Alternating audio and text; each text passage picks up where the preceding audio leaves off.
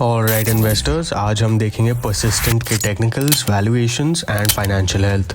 Business के बारे में जानने के लिए आप कार्ड पे क्लिक कर सकते हैं। वीकली चार्ट्स पे कंपनी का एक शानदार अप ट्रेंड के बाद एक रिट्रेसमेंट आया था और अब ये अपने पिछले हाइज के पास ही ट्रेड कर रही है, जो इसका रेजिस्टेंस भी है। इसके बाद ये ब्लू स्काई जोन में आ जाएगी, मतलब टेक्निकल टारगेट्स उस पर नहीं लगा पाएंगे। एनीवेज, बात की बात बाद में देखते हैं। अभी चलते हैं डेली चार्ट पे। देखिए, 4 बार इसने ये लेवल्स तोड़ने के ट्राई किए हैं, जिससे पता लगता है कि ये रेजिस्टेंस स्ट्रॉन्ग है। नीचे की तरफ पहला सपोर्ट है ये, एंड सेकंड सपोर्ट ये है।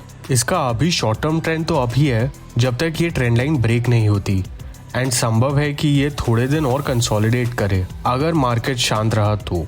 Also guys, I am planning to start a technical series where a couple of times a month we look at all the stocks we have discussed this far and track them. Please let me know in the comments if such a series would interest you.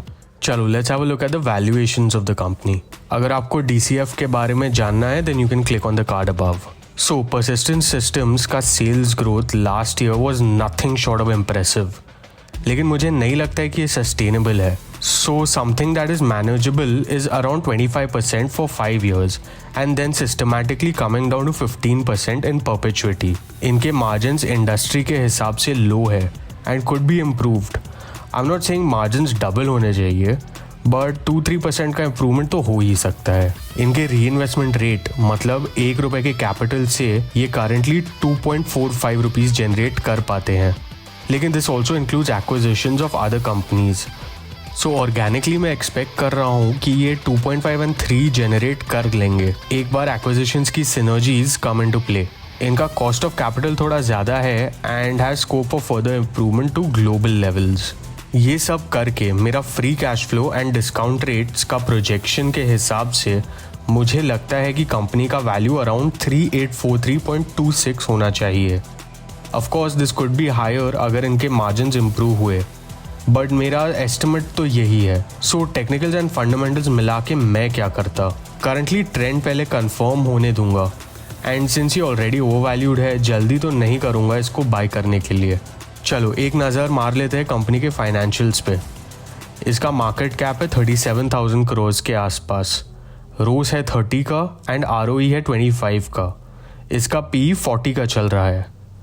P&L पे sales consistently increase कर रहे हैं and this year इनका record high sales हुआ है।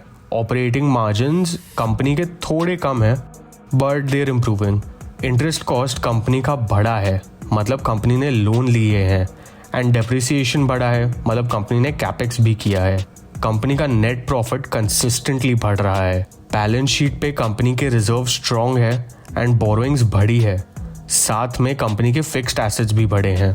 इनके cash flow statement में operating cash flows बढ़ रहे हैं।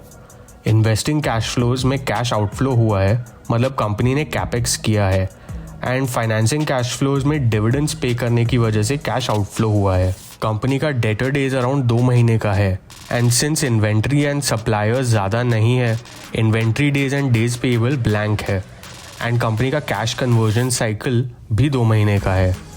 शेयर होल्डिंग पैटर्न में प्रमोटर्स का स्टेक कॉन्स्टेंट है। FIIs ने हल्का स्टेक बढ़ाया है, DIIs ने भी हल्का स्टेक बढ़ाया है, एंड पब्लिक ने स्टेक बेचा है। यही होता है रिटेलर्स के साथ, जब बड़े प्लेयर्स खरीदते हैं तब ये बेच के निकल जाते हैं। If you like this video, I think you will like this video next, and for more content like this, please don't forget to like, share and subscribe to the channel.